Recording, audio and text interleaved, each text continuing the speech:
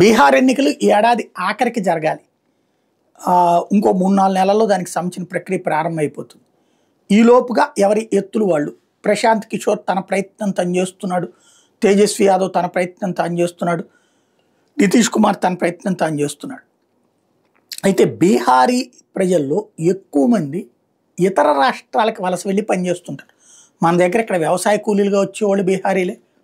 అలాగే ప్లంబింగ్ పని దగ్గర నుంచి, ఎలక్ట్రికల్ పని దగ్గర నుంచి ఈ భవన నిర్మాణ పనులకు వస్తున్నోళ్ళు కూడా బీహార్ వాళ్ళే.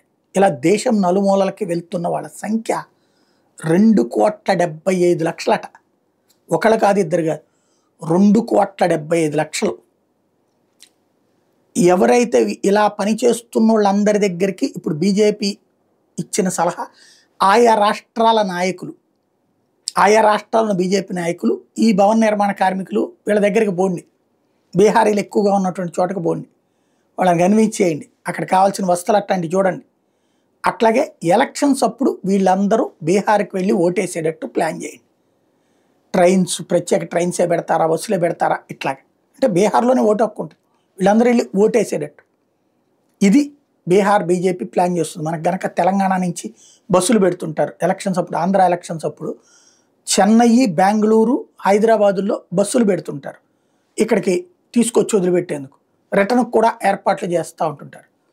అట్లాంటి ప్రక్రియ అన్నమాట.